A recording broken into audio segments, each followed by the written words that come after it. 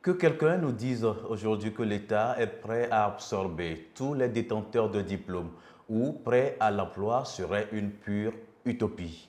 L'entrepreneuriat, pour faire court, est la grande option prônée de nos jours pour innover, créer de l'emploi et de la richesse.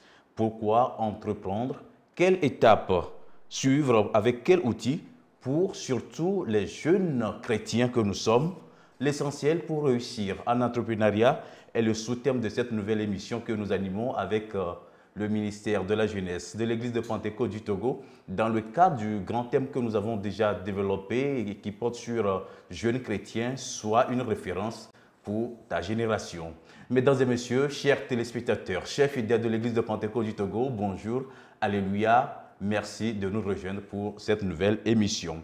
Je suis avec deux invités spéciaux pour l'animer. Il s'agit du révérend Emmanuel Sodji. Il est le responsable du district de Lomé-Vacbosito et secrétaire au niveau du bureau national du MJPE.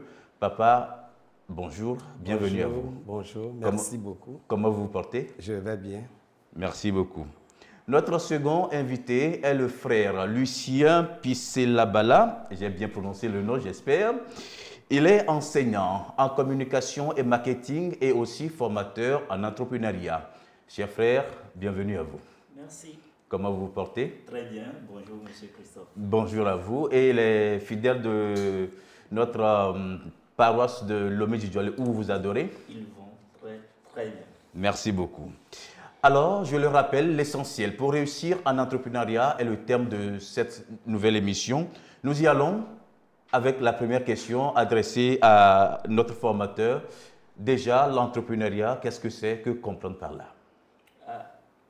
C'est un thème qui est, disons, au comble des enjeux des contemporains aujourd'hui. Et dès lors que nous parlons de l'entrepreneuriat, le seul mot qui nous saute à la tête, c'est que c'est entreprendre. Et entreprendre consiste à créer une nouvelle entreprise en vue de générer des profits. Mais au-delà de cette idée qui se cache derrière créer une nouvelle entreprise, surtout une nouvelle entreprise pour générer des profits, il faut le comprendre tout simplement que l'entrepreneuriat, c'est bâtir quelque chose qui n'existait pas hier. Quelque chose de nouveau. Quelque chose de nouveau. Ou bien c'est partir d'une idée pour aller à une action. Alors, dans cette définition, vous parlez d'entreprise. Qu'est-ce que c'est aussi?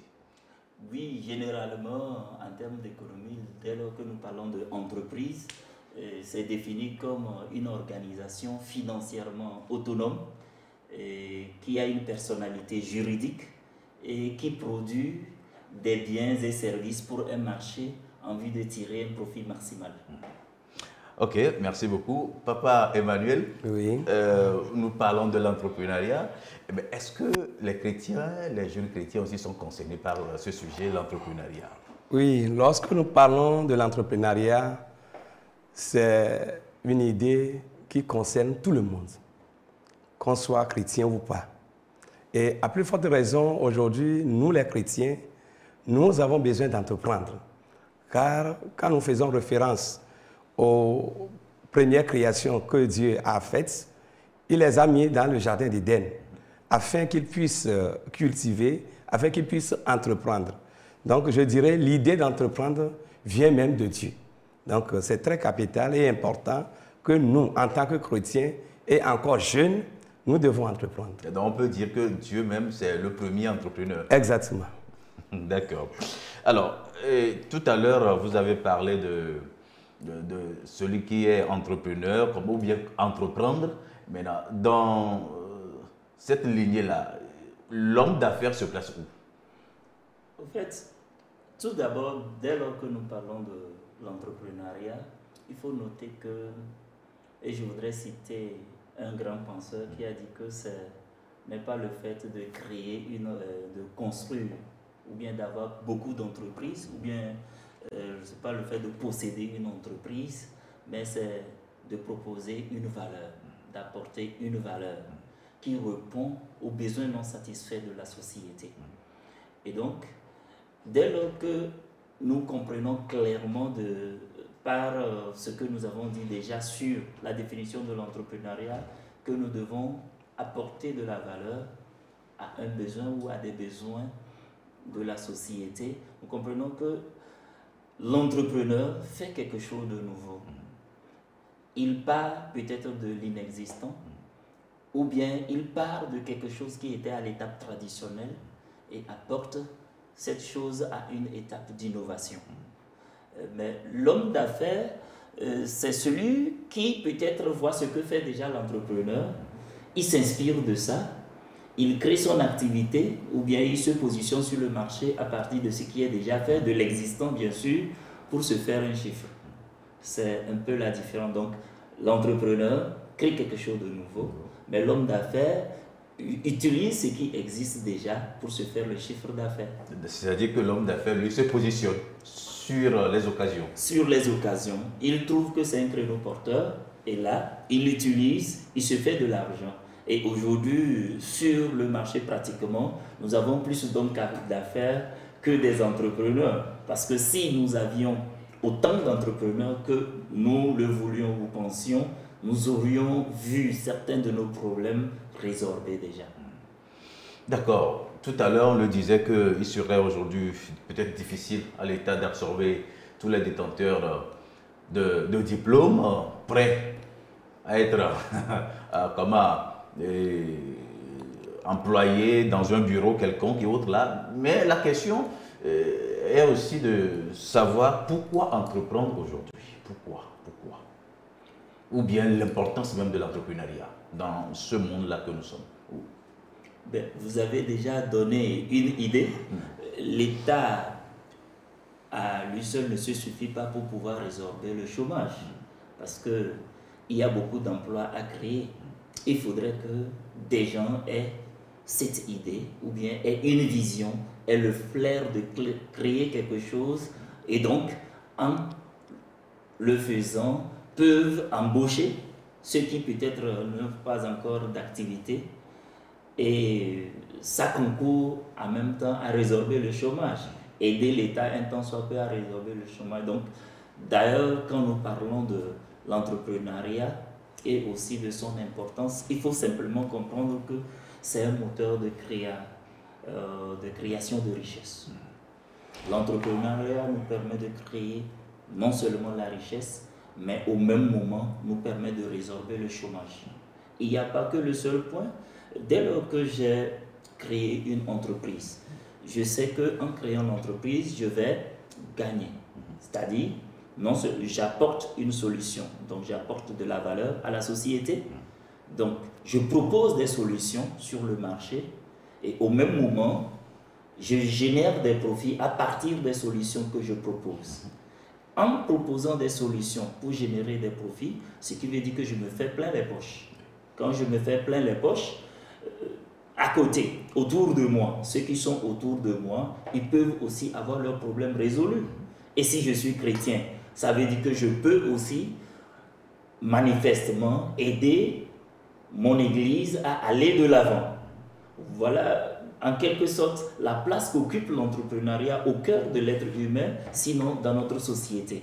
Donc ça ne se limite pas qu'à nous, mais ça va plus loin. Ça s'étend à la société et aussi ça s'étend également à l'Église pour laquelle nous sommes appelés à soutenir, à bâtir et à construire au jour le jour. Donc autrement dit, on devient une source de bénédiction pour sa famille et sa communauté. Et l'Église aussi. Exactement.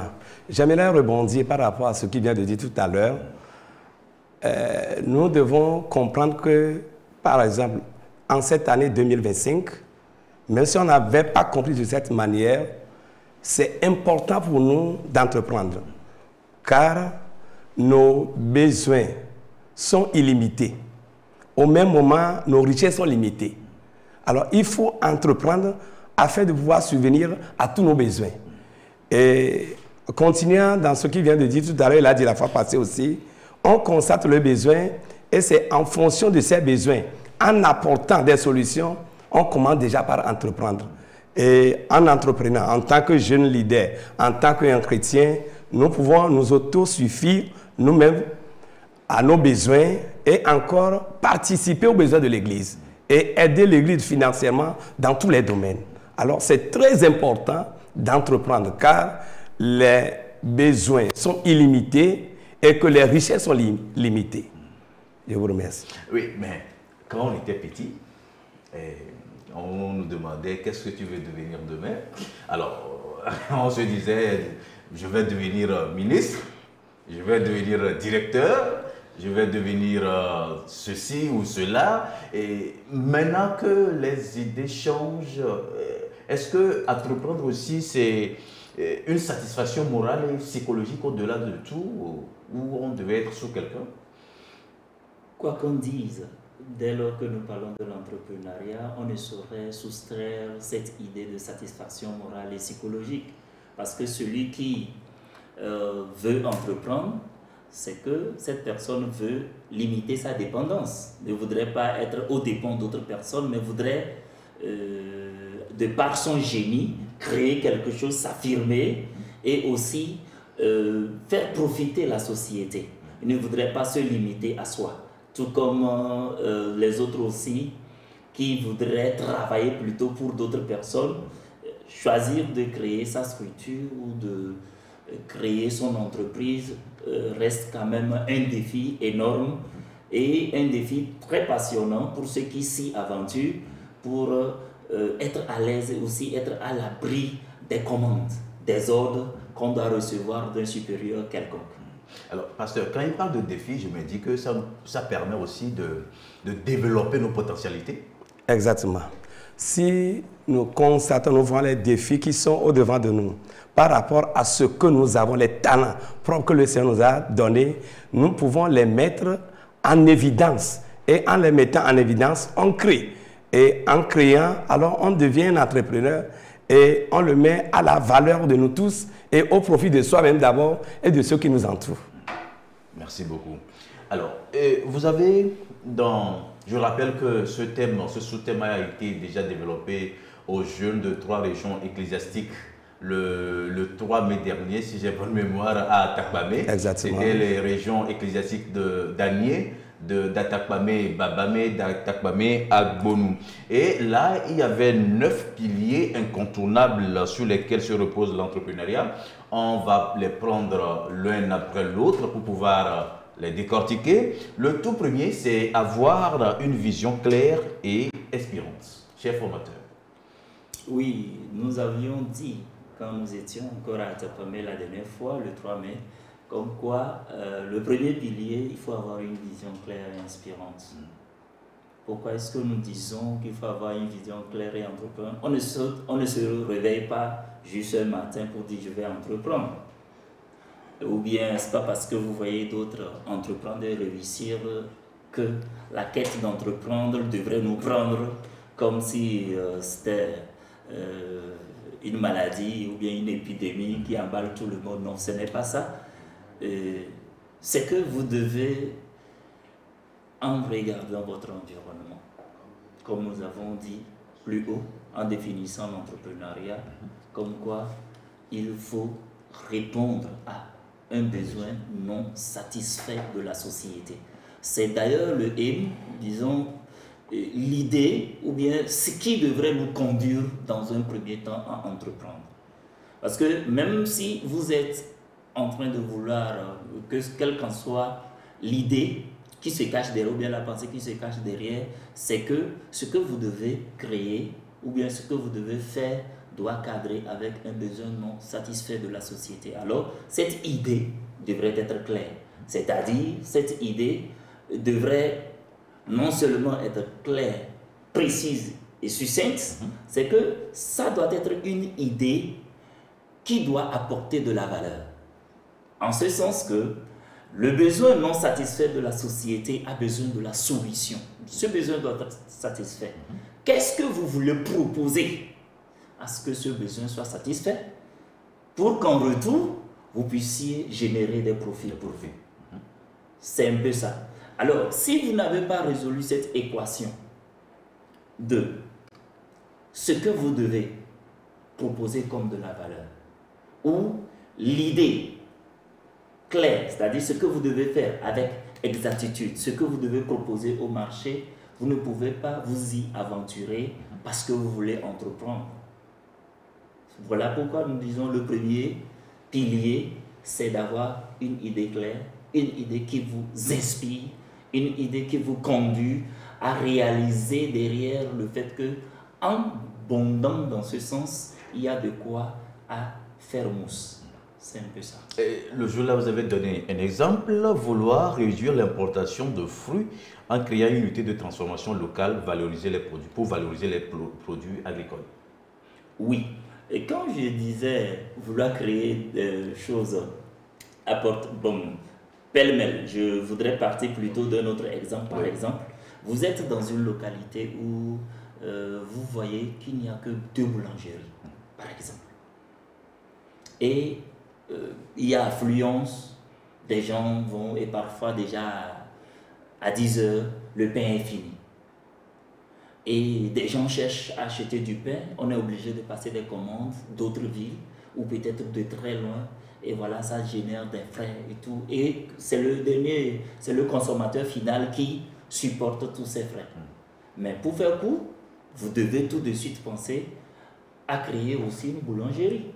Parce que là, avec les 2 boulangeries, vous n'arrivez pas à répondre à la forte demande, avec satisfaction aux besoins de votre localité ou de votre environnement. Il y a de quoi à ce que vous ayez le flair de penser il faut créer quelque chose, il faut apporter une boulangerie dans la localité qui vienne en quelque sorte suivre le pas de ceux qui sont déjà là. Bien sûr que là, il y aura certainement déjà un leader sur ce petit marché local, il y aura un challenger, mais soyez le suiveur au point maintenant de mettre en place des stratégies pour les évincer et prendre la tête. Mais bien avant, il faut penser comme quoi il y a un besoin, il faut multiplier des pains parce qu'il y a toujours des demandes. Avec vous, votre présence, les pains ne finiront plus à 10 heures, mais plutôt, ça peut aller à midi ou peut-être à 13 heures avant qu'on ne parle de pain.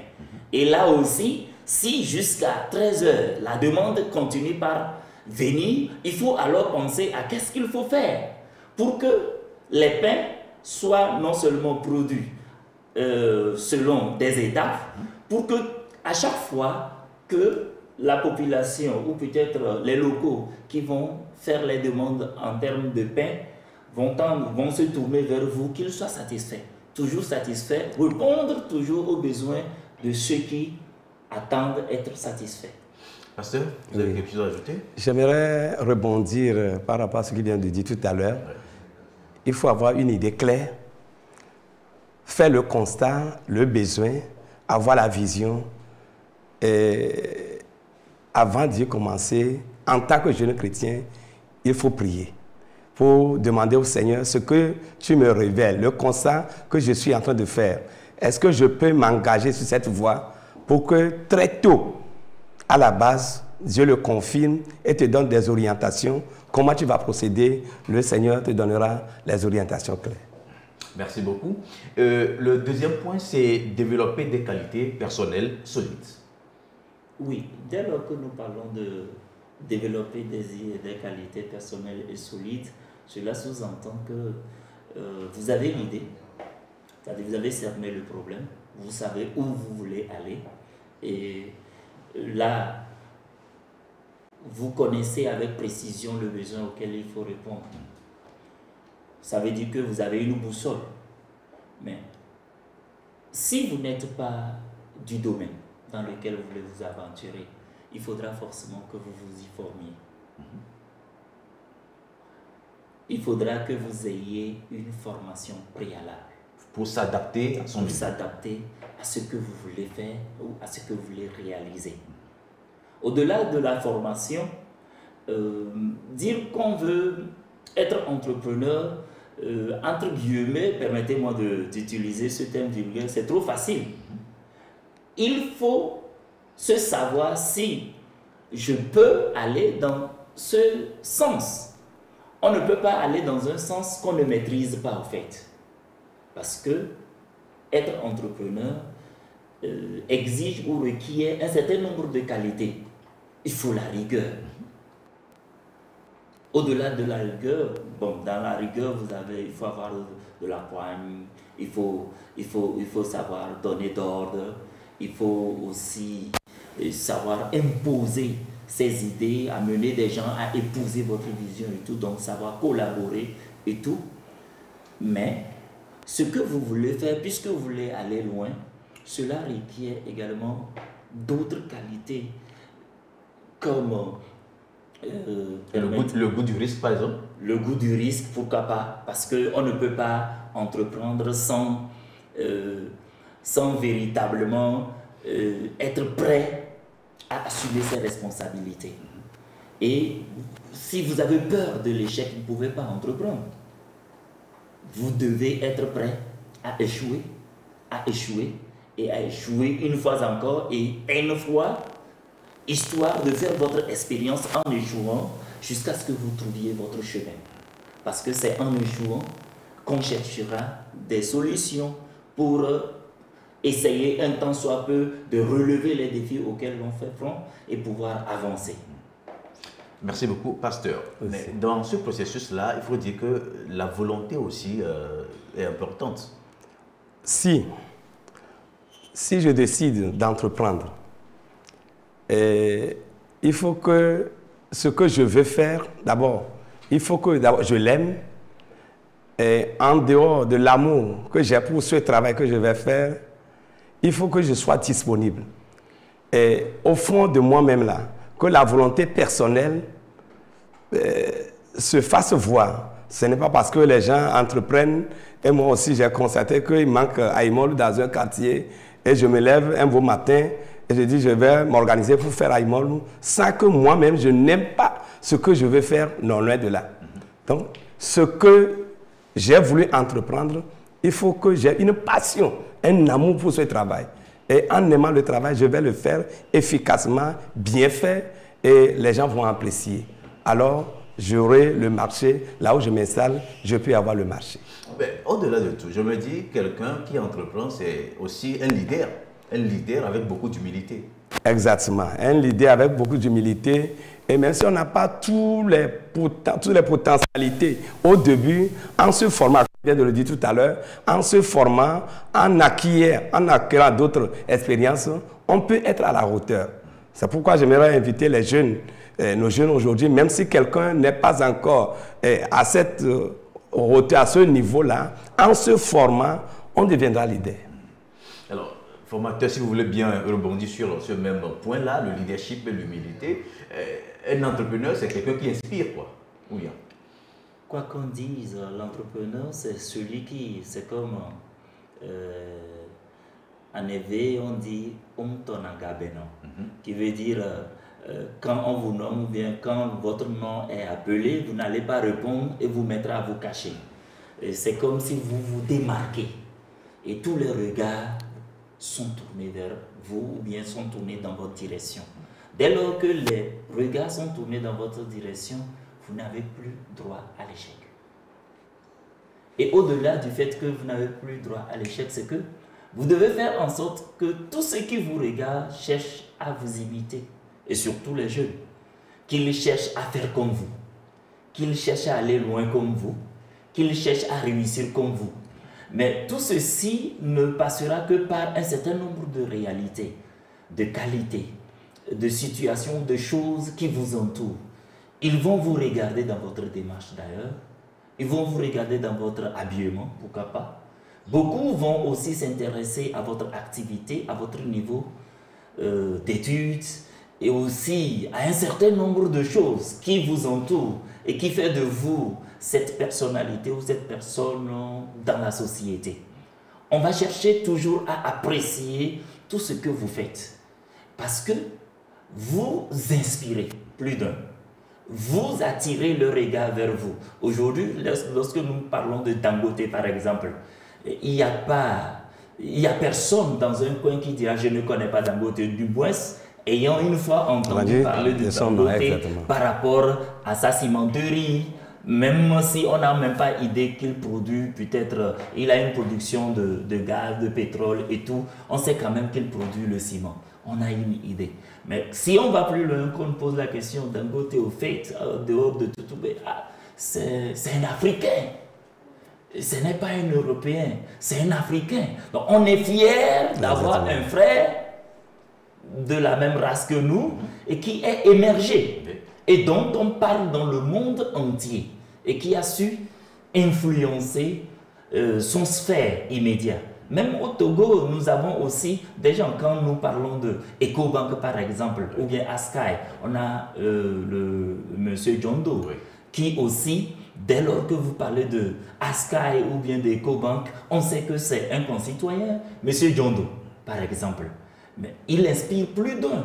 Et tout le monde, ou du moins tous ceux qui ont un rêve, aspirent quand même à arriver à ce stade. Mais pourquoi pas le dépasser? Pas à ce stade, comme si on se limitait.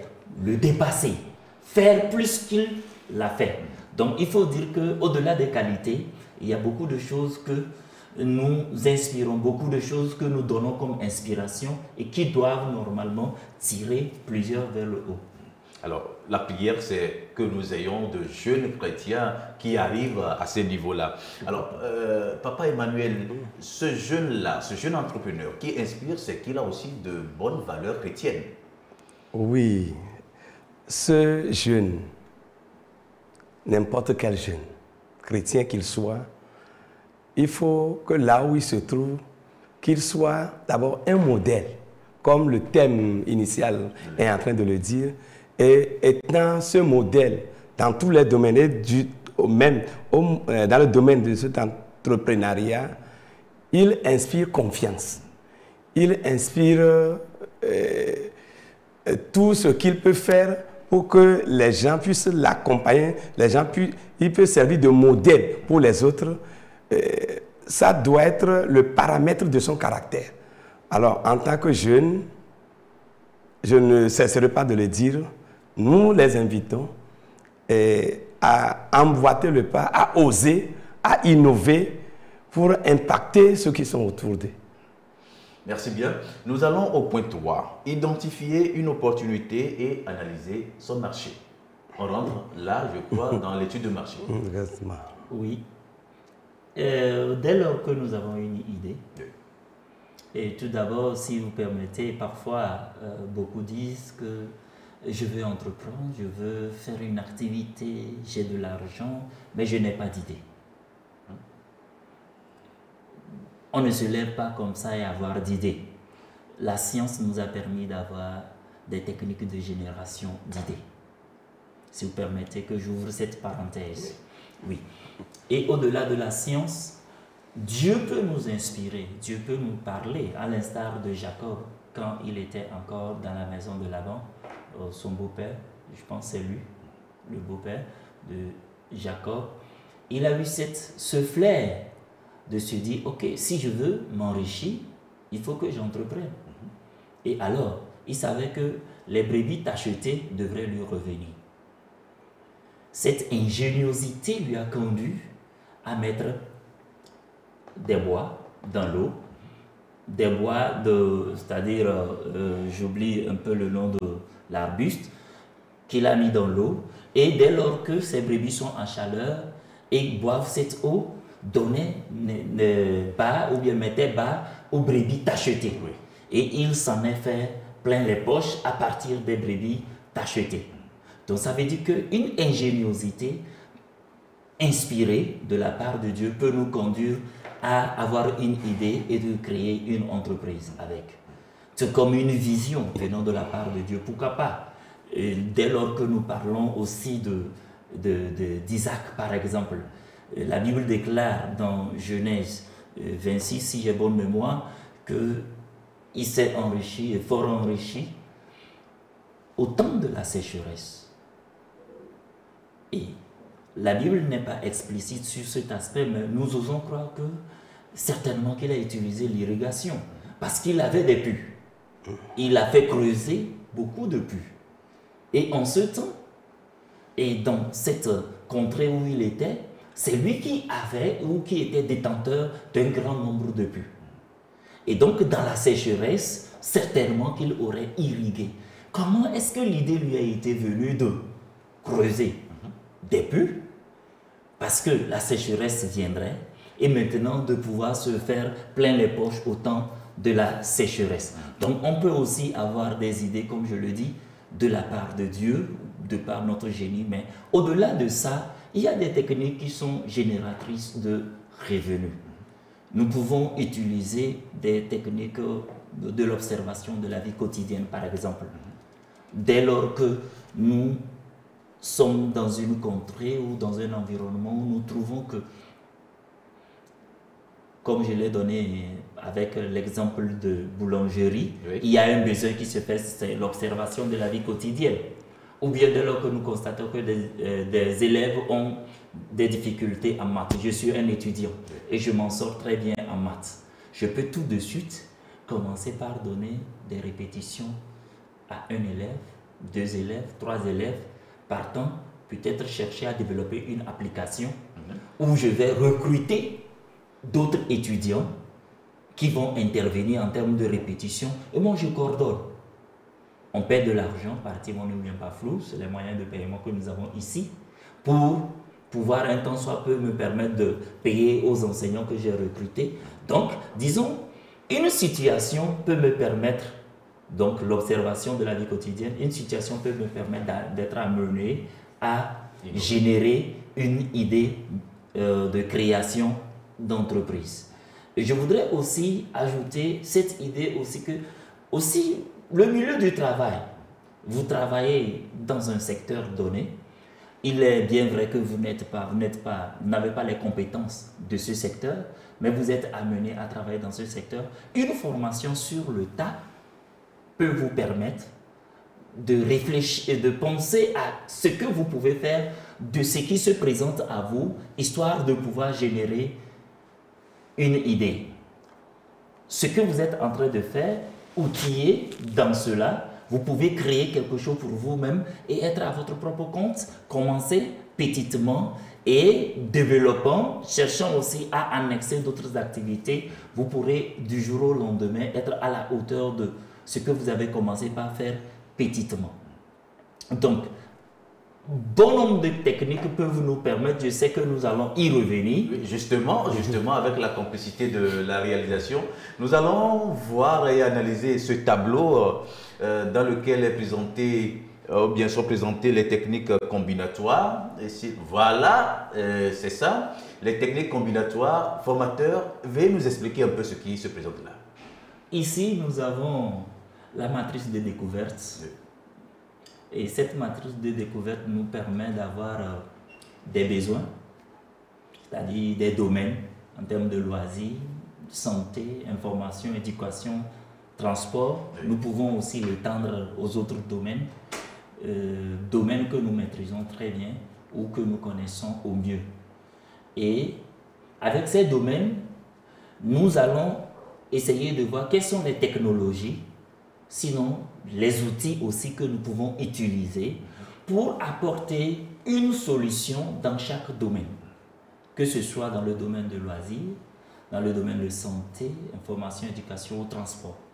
Maintenant, si nous allons prendre l'Internet, par exemple, cette technologie, je me pose la question, qu'est-ce que je peux faire avec l'Internet pour apporter une solution dans le domaine de loisirs? J'écris l'idée. Ou qu'est-ce que l'Internet peut me permettre de résoudre comme problème dans le domaine de loisirs? Ou qu'est-ce que l'Internet peut me permettre de résoudre comme problème dans le domaine de santé ou dans le domaine de l'information, de l'éducation ou du transport? Donc, j'essaye de mettre les idées pêle-mêle de ce que l'Internet peut m'aider à apporter comme solution dans chaque domaine. Je fais également la même chose pour la biotechnologie. Je fais aussi la même chose pour l'énergie solaire. On ne peut pas se limiter qu'à ces technologies. Il y a pas mal de technologies que l'on peut mettre en branle et pouvoir apporter des solutions dans chaque domaine. Et les domaines aussi ne sont pas exhaustifs, donc nous pouvons étendre ces domaines.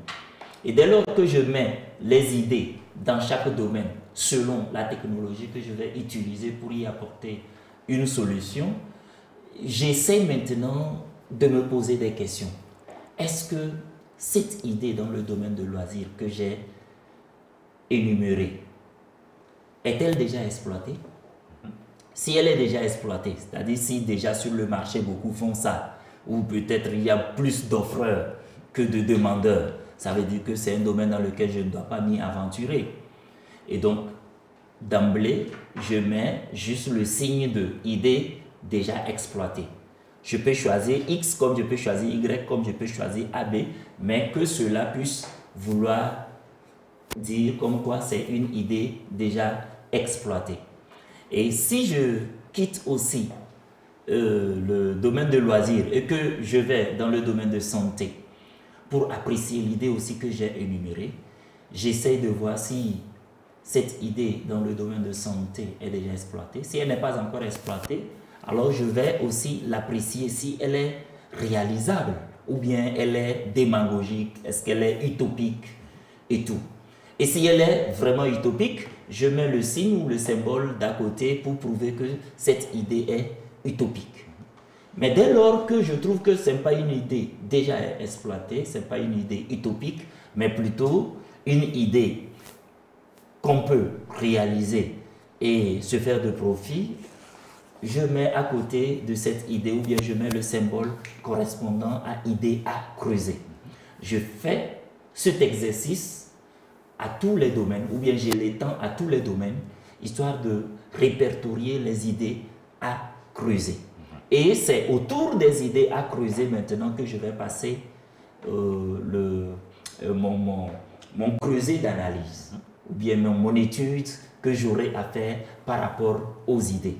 Donc tantôt, je reviens alors à vos questions ou votre question de savoir, dès lors qu'on a une idée, il faudrait l'analyser bien sûr. Dès lors qu'on a une idée, il faut l'analyser pour savoir si cette idée est porteuse ou pas. Est-ce qu'elle peut générer des profits ou pas? Est-ce que c'est déjà une idée exploitée ou bien c'est une idée utopique ou c'est une idée qui peut peut-être nous permettre de faire de profit? Et cette analyse, on nous demande souvent, ou bien sinon nous pouvons faire cette analyse à partir de 3 niveaux. On a le marché amont, on a le marché aval et aussi on a l'entreprise. Et donc, si nous parlons du marché amont, pour peut-être ceux qui peut-être ne sont pas habitués avec ces termes, dès lors que nous parlons du marché amont, nous voulons juste parler des fournisseurs. Donc, une idée que j'ai trouvée sensible, une idée que j'ai trouvée porteuse ou bien exploitée, à vue d'œil ou bien selon mon appréciation, devrait passer par ce creuset d'analyse. Tout d'abord, est-ce que j'ai beaucoup de fournisseurs? Est-ce qu'il y a de fournisseurs de matières premières pour cette idée que je veux faire ou bien je veux réaliser? Est-ce que ces fournisseurs sont loin? J'aurai besoin des frais de déplacement pour aller, et les matières premières que je vais acheter, est-ce qu'ils vont me les transporter? Est-ce que c'est à moi de débourser l'argent pour le transport? Et au-delà de ça, quel est le fournisseur qui présente la meilleure qualité et aussi un coût abordable? Donc, je dois pouvoir apprécier par rapport aux fournisseurs, sinon au marché amont, si j'ai des fournisseurs, si j'aurai la quantité requise à acheter, est-ce que dans ma fréquence d'achat, est-ce qu'il y aura des interruptions ou bien ça peut être continuel ou bien c'est une matière première rare et j'aurai besoin d'attendre à chaque fois, donc je n'aurai pas tout le matériel au moment opportun, donc je vais arrêter mes machines et tout. Ou bien est-ce que je dois acheter beaucoup et emmagasiner à cause de la rupture éventuelle qui peut arriver et tout. Donc, je fais cette analyse par rapport au marché amont. Donc, je ne me limite pas non plus au marché amont. Je dois aussi revoir aussi je dois aussi évaluer le marché aval. Donc, là où je vais écouler mes produits finis. Parce que dès lors que j'importe les matières premières, je dois produire. Et donc, si je produis, je dois produire. Il faut écouler. Il faut l'écouler. Donc, est-ce que la cible est existante? Est-ce que c'est des jeunes? C'est des adultes? C'est des bébés? qui vont utiliser mon produit. Donc, les utilisateurs. Maintenant, les acheteurs. Oui. Il faut faire la nuance entre utilisateurs et acheteurs. Maintenant, les acheteurs. Mais est-ce que c'est les adultes qui doivent acheter ça pour leurs enfants ou bien pour eux-mêmes? Donc, sont-ils concentrés? Est-ce qu'ils sont disparates? Je dois aller vers eux? Dois-je utiliser des dépôts? Au-delà des dépôts, est-ce que je dois peut-être exploiter des points de distribution, des supérettes, des supermarchés, des boutiques de quartier? Ou bien, vers qui irais-je pour écouler mes produits finis? Donc, je pense à tout ça. Est-ce que c'est existant? Est-ce que c'est possible d'être accepté par eux? Maintenant, il faut aussi s'imaginer par rapport à ce que je veux vendre. Est-ce que la fréquence d'achat, est-ce que c'est quelque chose que je vais vendre et là, quand on l'achète pour une semaine ou un mois, c'est parti pour l'année prochaine? Alors, ça veut dire que je ne peux pas faire véritablement du chiffre en utilisant ce produit. Vous voyez un peu. Donc, je suis obligé de l'analyser comme ça. Maintenant, il faut aussi essayer de voir, est-ce qu'il y a des concurrents? Oui, c'est important. Ceux qui produisent ce que je produis, donc des concurrents directs, sont-ils nombreux? Et s'ils sont nombreux et que vraiment je m'obstine à produire ces produits, est-ce que j'ai un avantage concurrentiel? J'ai quelque chose à présenter plus qu'eux? Est-ce que c'est en termes de communication? Ou c'est en termes de prix? Ou en termes... Bon, quel est l'avantage concurrentiel que je peux mettre en avant pour évincer la concurrence, s'ils sont des concurrents directs? Mais au-delà des concurrents directs aussi, faut-il considérer aussi les concurrents indirects? C'est-à-dire ceux qui vendent les produits qui peuvent substituer valablement les produits que nous mettons en action. Donc, dès lors qu'il n'y a pas de nos produits, les produits qui peuvent servir de remplacement, qui sont aussi des produits similaires. Y a-t-il des concurrents indirects? Sont-ils nombreux? C'est des paramètres à considérer de près. On ne se lève pas un beau matin, j'ai une idée, je commence par produire, donc il y a mes ventes, on n'achète pas et tout. Mais faut-il aussi savoir, je produis pour quel environnement? Où est ma cible? C'est des points à considérer de près. Est-ce que ma cible est existante dans ma localité? Ou bien suis-je obligé de le produire ici et de l'exporter ailleurs, où je sais que je peux mieux vendre et me faire du profit. Donc, c'est des paramètres à considérer. Et je voudrais terminer avec le dernier point. Bien sûr que je vais être bref et succinct. Oui. Donc, le dernier point, c'est l'entreprise. Oui. C'est l'entreprise. Est-ce que j'ai des équipements pour produire ce que je veux faire? Si je n'ai pas d'équipement, ça veut dire que j'aurai besoin des équipements. Oui. À combien dois-je acheter ces équipements? À combien vont me revenir tout ce que je vais mettre en œuvre pour avoir ces équipements? Est-ce que j'ai un local ou des locaux? La sécurité, l'électricité, le gardiennage, tout ça, je dois le mettre dans la balance. Et au-delà de ça, je dois en même temps aussi penser comme quoi, mais les produits que je vais produire, est-ce que j'ai la main-d'œuvre? Oui. Aurais-je besoin de la main-d'œuvre qualifiée? Et quelle est la compétence dont j'ai besoin? Est-elle existante? Dois-je aller au Ghana la chercher? Au Bénin? Ou bien elle est là sur place? Ou dois-je former des gens sur le tas? Alors je dois inviter des gens pour les former et tout. Donc c'est des paramètres qu'il faut mettre en branle dans mon analyse. Merci beaucoup, formateur. Pasteur, je me dis que bon, dans tout ce processus-là, il faut vraiment implorer la grâce divine. Exactement. De tout ce qu'il vient de développer, sans la présence de Dieu, on ne peut pas en arriver. C'est pourquoi je le disais au préalable, lorsqu'on fait le constat, on fait le diagnostic, on voit le besoin, il faut d'abord commencer par prier. Et je suis très fier tout à l'heure, il est en train de terminer par la qualité de main-d'œuvre, donc les ressources humaines, nous en avons besoin. Donc, si on veut être entrepreneur, ne pensons pas que nous seuls on peut le faire. On a besoin des autres, on a besoin des ressources humaines et on a besoin aussi de se former, je le dis tout à l'heure, même s'il faut que je me déplace pour aller à l'extérieur du pays, pour aller se former, il faut que je le fasse. il l'a bien souligné, je suis très fier. Merci beaucoup. On va aller au point 4. Le point 4 dit élaborer un modèle économique solide. Oui. Dès lors que nous avons notre idée bien analysée et que nous trouvons que, bon, elle est toujours porteuse, donc elle peut nous amener loin, il faut élaborer un modèle. Et très souvent, nous parlons du business plan. Mais au-delà du business plan, il faut aussi savoir que nous avons au-delà du plan d'affaires, je veux dire, nous avons aussi ce plan qui nous permet de savoir qu'est-ce que nous allons produire réellement, à quel coût, avant d'aller plus loin pour se faire une idée du business plan. Parce que le business plan, c'est un document de référence qui nous permet d'être financés, mais aussi qui nous permet, qui sert de boussole pour nous, en quelque sorte, qui nous permet de savoir l'activité que je commence, à quel niveau, à partir de quel moment je vais commencer par générer des profits.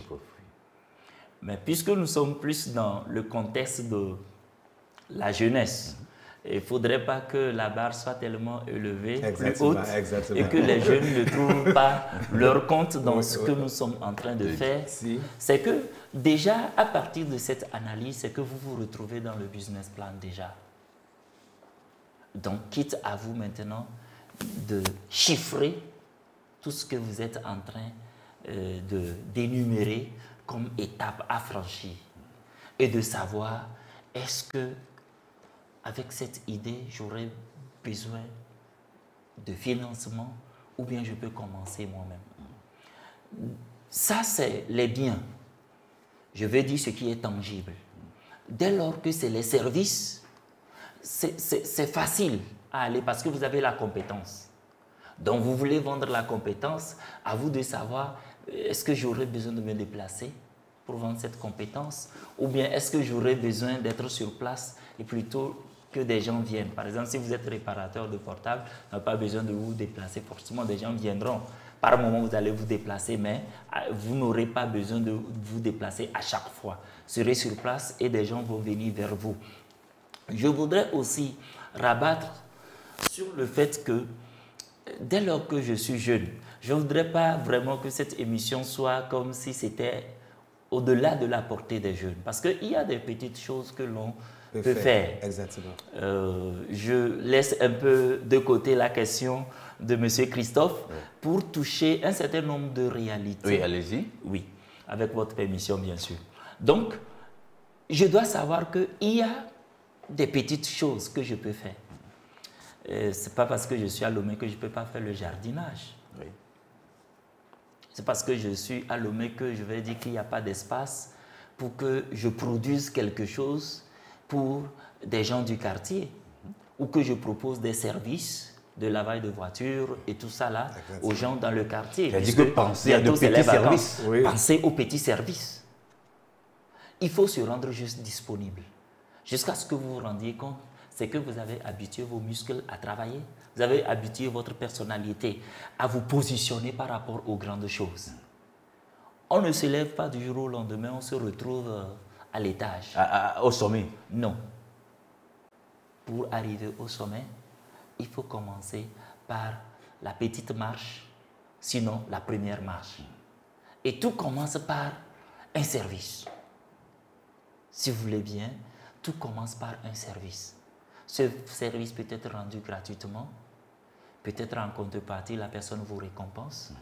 Et au-delà du fait que vous avez l'habitude de le rendre, vous êtes habitué et à un moment donné, vous vous dites, mais pourquoi ne pas formaliser, mais pourquoi ne pas chercher 2, 3 ou 4 personnes à qui je serai habitué à faire de telles choses pour que cela me permette de joindre les deux bouts.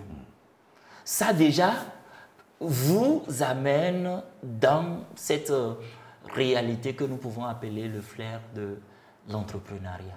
Ça vous conduit dans ce que nous appelons les affaires. Ça vous permet d'avoir une idée des affaires.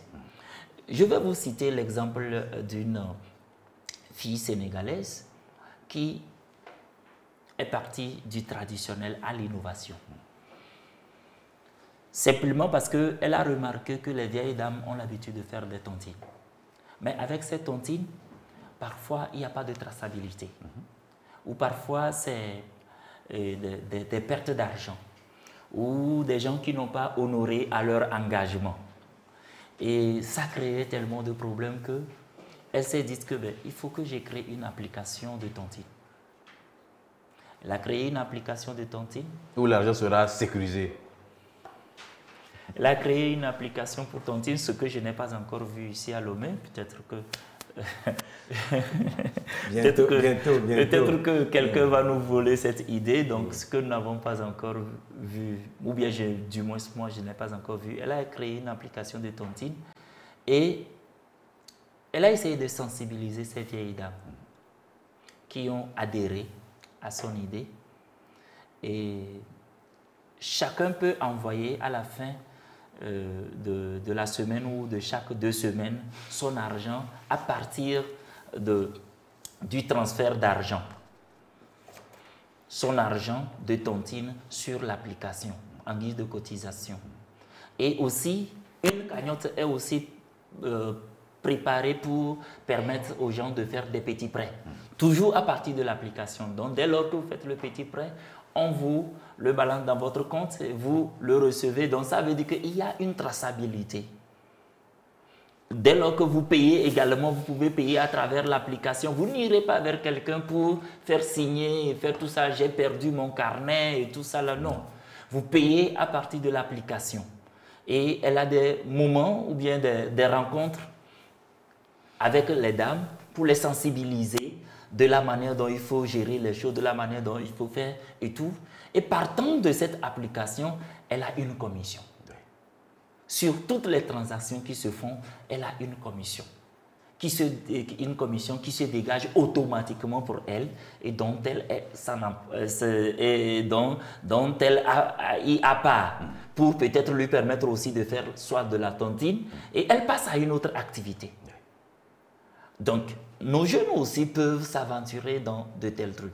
J'ai parlé tout de suite aussi de la répétition. Nos jeunes aussi peuvent aller sur le terrain de la répétition. D'ailleurs, chose que nous avions faite quand nous étions encore... Sur les bancs. Oui, sur les bancs. Ouais.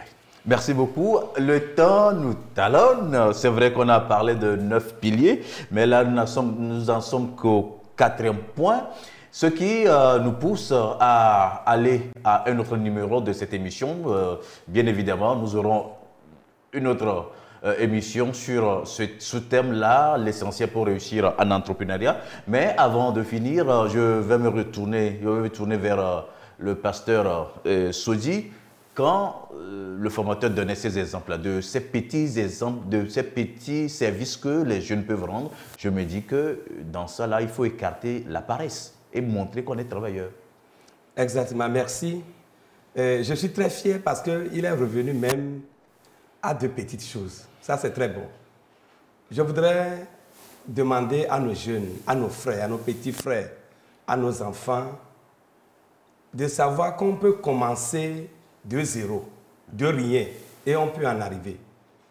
Et qu'on peut commencer par les petites activités. Ne disons pas obligatoirement qu'on doit avoir un sou, on doit avoir un montant, un chiffre d'affaires avant de commencer quoi que ce soit. Non. On peut commencer par de petites choses. En lavant les motos, par exemple, comme il vient de le dire, en organisant des TD pour les étudiants, pour les élèves des classes d'examen et d'autres travaux que vous sachez bien. Alors, je voudrais nous inviter, ça dépend de la localité, du lieu où vous êtes, que nous soyons à Dapon, que nous soyons à Kara, à Sokodé, que nous soyons à Tapuamé, à Palimé, à Tchévier, même à Lomé ici, dans n'importe quelle région, même hors du pays, qu'on puisse entreprendre. Donc, je voudrais nous inviter à commencer par faire quelque chose et à laisser de côté la paresse. Je vous remercie. Merci beaucoup. Chers formateurs, votre mot de la fin? S'il y a quelque chose à dire comme mot de fin, je voudrais juste nous exhorter à ne pas dire qu'il n'y a rien. Celui qui a dit il n'y a rien souffrez que je le dise, c'est un lâche. Il y a toujours quelque chose à faire. Peut-être que nous aurions bien voulu être à Lomé, et peut-être nos milliards sont dans une ferme quelconque. Exactement. Donc, dire qu'il n'y a rien, c'est un faux problème. Il y a toujours quelque chose à faire. Il faut juste se rendre utile. Se rendant utile, c'est-à-dire apportant une solution à un besoin non satisfait de la société, nous allons nous faire du chiffre. Donc, fini avec il n'y a rien, fini avec ces réalités de je n'ai trouvé personne pour m'embaucher, je n'ai pas une grande personnalité autour de moi. Ce n'est pas ça le problème. Mais est-ce que j'ai une idée? Si j'ai une idée, qui peut m'aider à réaliser cette idée? Je sais qu'avec Christophe, nous reviendrons sur les réalités de est-ce que je peux partir de 0 francs pour entreprendre? Est-ce que tout ça là? Mais jusque-là, je pense qu'avec ce que nous avons dit, personne n'a mentionné de l'argent. Personne n'a dit il faut avoir de l'argent, il faut tout ça là. Jusque-là, je pense que si l'on nous suit très bien, on sent véritablement que ce n'est pas la question d'argent qui importe, mais c'est plutôt la question de est-ce que je veux réussir? Qu'est-ce que je mets en œuvre pour réussir? Merci beaucoup. Cher pasteur, votre mot de la fin. Merci, cher Christophe. Je voudrais d'abord exprimer notre gratitude à Dieu et dire merci à notre formateur pour son travail qu'il a fait la fois passée à Tapamé et ici aujourd'hui encore. Merci aux journalistes pour la qualité du travail qui est fait. Je voudrais demander à la jeunesse, les invités, à saisir de cette opportunité. À saisir de cette opportunité pour pouvoir entreprendre. Et en le faisant, nous-mêmes, nous serons bénis. Et au travers de notre bénédiction, ceux qui sont autour de nous vont en profiter. Je voudrais terminer pour dire un sincère merci au président de l'Église, l'apôtre Lawson Samuel, pour son leadership et pour cette disponibilité qu'il a accordée à la jeunesse et son accompagnement de tous les jours. Je prie ce matin qu'il soit béni là où il se trouve. Amen. Et je voudrais saluer le secrétaire général de l'Église, l'apôtre Anani Hunake. Vraiment, ils sont derrière nous et nous accompagnent. Tout le conseil exécutif, nous voulons les remercier en ce moment pour leur soutien indélébile. Qu'ils soient félicités. Nous voudrions saluer également tous les leaders de MJP de toutes les régions ecclésiastiques, tout le bureau du comité national. Nous demandons que le Seigneur les soutienne. Merci à vous les journalistes, soyez bénis. Merci beaucoup, merci également à vous. Alors, pour la suite de cette émission, comme je venais de le dire, nous aurons l'opportunité et la chance de décortiquer les autres points, notamment formaliser un plan d'affaires réaliste, maîtriser la gestion quotidienne de l'entreprise, savoir vendre et communiquer efficacement, le formateur en avait fait mention, chercher à apprendre en permanence et avoir une éthique chrétienne forte. Autre chose aussi, nous pourrons revenir sur les valeurs d'un bon entrepreneur. Alors, j'étais avec le pasteur Emmanuel Sodi. Il est le responsable du district de Lomé Vaposito et secrétaire au niveau du bureau national du MJPE. Papa, merci beaucoup. Merci. Également avec le formateur, le frère Lucien Pissalabala. Pilé Salabala. J'y suis arrivé. Merci beaucoup. Et je rappelle qu'il est enseignant en communication et marketing et donc formateur en entrepreneuriat. Merci également à toute l'équipe qui m'a aidé à préparer cette émission, notamment le pasteur Justin Sandre au niveau de la réalisation, le pasteur Fidèle Kofi a assuré le côté technique ici avec l'assistance de notre sœur Mavis Jifa. Merci beaucoup à vous tous, chers jeunes, osez entreprendre. Merci beaucoup et à la prochaine. Merci.